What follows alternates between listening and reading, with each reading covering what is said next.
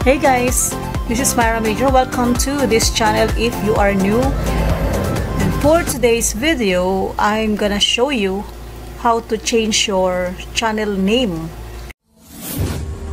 Learn with Myra Major about online business and success. Please do subscribe and click the bell button notification below for more updates.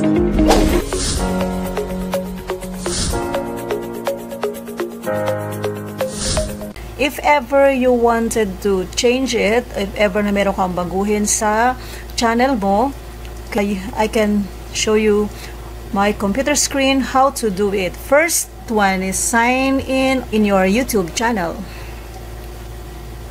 Okay, so sign in ka dyan sa Google. Okay, dapat naka-sign in ka para magawa mo yon. Magbaguhin yung name. Just in case na gusto mong baguhin. Kasi may mga time na gusto din natin type yung name na ginagamit natin. Kasi last time nag-change ako. So, I want to teach you also how to do it. Okay, see, since I am here in my channel, so kung naka-login ka na sa channel mo, click mo lang itong picture na to sa upper right corner of the channel home. Okay, and then go to the settings. Okay, wait mo lang yan. And then, mapupunta ka dito sa account. Okay, sa account, you will see your name here, YouTube channel. Your YouTube channel is your public presence or your YouTube. You need a channel to upload your own videos, comment on videos, or create playlist. So, this is my channel. So, para magabago mo yung name mo, punta ka lang sa edit on Google. Alright, so we are here. Okay, here we go. So, dati kasi Myra Major, and then, binago ko siya, Major Abundance. Sinry ko lang siya kung paano babaguhin yung name. And then, ibabalik ko na siya sa dati kong name. Alright, kasi mas gusto ko na ba-brand ko yung name ko. Okay, and my channel name is Myra Major. Okay, since we are doing online business, and this channel all about online business and success.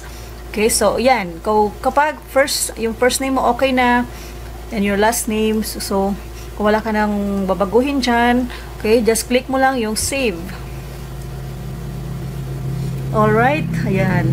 So ngayon nabago mo na yung channel name ng YouTube mo.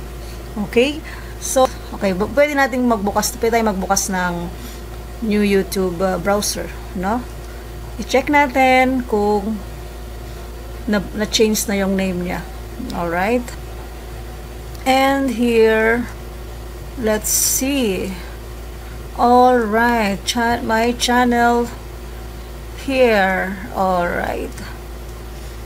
Okay, so pag nagbago ka ng channel, kailangan baguhin mo rin channel art mo because it's talk about your channel. Okay? It shows your branding. What is your channel all about? So here, Myra Major na ulit. Okay, that's all guys, and for this short video, kung may natutunan ka dito sa video tutorial ko na to, please don't forget to like, share, and subscribe, and see you on my next tutorials. God bless.